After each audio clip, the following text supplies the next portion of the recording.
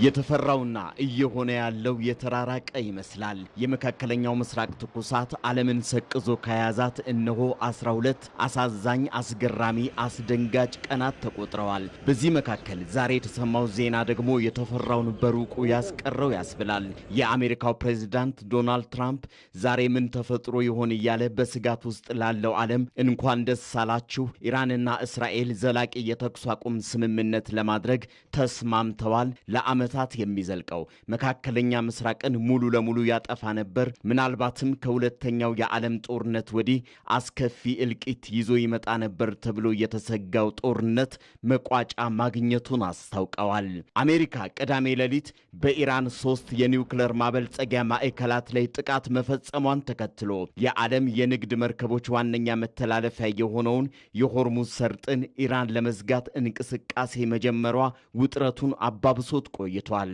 ነፃነትና ሉዓላዊነታችንን ለማስጠበቅ ሁሉንም አማራጮች እንጠቀማለን የምትለው ቴህራን ምን ልታደርግ ነው የሚለው እየተጠበቀ ባለበት ሰዓት በአሜሪካ ለደረሰባት ጥቃት ማምሻውን በኳታር በሚገኘው አልኡዴድ፣ በሶሪያ ሐስካ ግዛት እንዲሁም በኢራቅ አልአሳድ የሚገኘው የአሜሪካ ጦር ሰፈሮችን ማጥቃቷ የማይጠገን ስብራትን ጠብቁ ስትል የነበረችው ኢራን ተጠባቂውን የአጸፋ ጥቃት ፈጽማለች። ይህ እየሆነ ባለበት ሰዓት የነጩ ቤተ መንግስት መሪ ከደህንነት ኃላፊያቸው ጋር በመሆን እየሆነ ያለውን በቅርበት ሲከታተሉ እንደነበር ተዘግቧል። የእስራኤልና ኢራን ግጭት ከተቀሰቀሰ ጊዜ ጀምሮ ጉዳዩን በቅርበት ሲከታተል የነበረው የትራምፕ የብሔራዊ ደህንነት ምክር ቤት በመካከለኛው ምስራቅ አሜሪካ ለሚደርስባት ጥቃት ምላሽ ለመስጠት ዝግጁ ሆኖም ሲጠባበቅ ነበር። በእርግጥ ቴህራን በአሜሪካ የጦር ሰፈሮች ጥቃት ልታደርስ ትችል ይሆን በሚለው ዙሪያ እርግጠኛ መሆን አልተቻለም ነበር።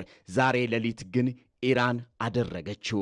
ከኢራን ያጸፋ ጥቃት በኋላ የኳታር የውጭ ጉዳይ ሚኒስቴር የኳታርን ሉዓላዊነት፣ የአየር ክልሏንና ዓለም አቀፍ ሕግን በገሃድ የጣሰ ሲል አውግዞታል።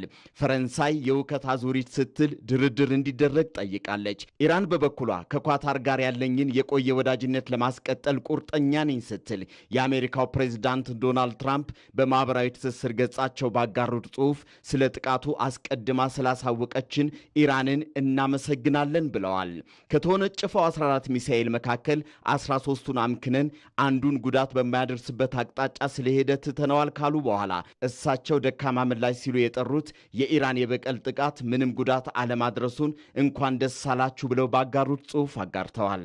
የአልጀዚራው ተንታኝ ሊቃ ማኪ ኢራን አሁንም ከፍተኛ መጠን ያለው የበለጸገ ዩራኒየም እንዲሁም የኒውክሌር ዕውቀቷን ተጠቅማ እንቅስቃሴዋን መቀጠል የምትችልበት አቅም እንዳላት ሲገልጽ፣ የኢንተርናሽናል ክራይሲስ ግሩፕ ከፍተኛ አማካሪ የሆኑት አሊ ቫንስ ኢራን በአሜሪካ የጦር ሰፈሮች ላይ የወሰደችው ጥቃት የጦርነቱ ማብቂያ ላይሆን ይችላል ሲል ገምቷል። የሆነ ሆኖ አሜሪካ እንዴት ተደፈርኩ ስትል ተጨማሪ ወታደራዊ ጥቃቶችን ምናልባትም ቀደም ሲል ትራምፕ በሰጡት ፍንጭ በኢራን የስርዓት ለውጥ ሊያመጣ የሚችል ወታደራዊ እንቅስቃሴ ውስጥ ይገቡ ይሆን ተብሎ ሲጠበቅ፣ እሳቸው ግን በተቃራኒው ጊዜው የሰላም ነው፣ ላለፉት 12 ቀናት የተካሄደው ግጭት ከሰዓታት በኋላ ሙሉ ለሙሉ የተኩስ አቁም ስምምነት በማድረግ ይጠናቀቃል ማለታቸው አግራሞትን ፈጥሯል።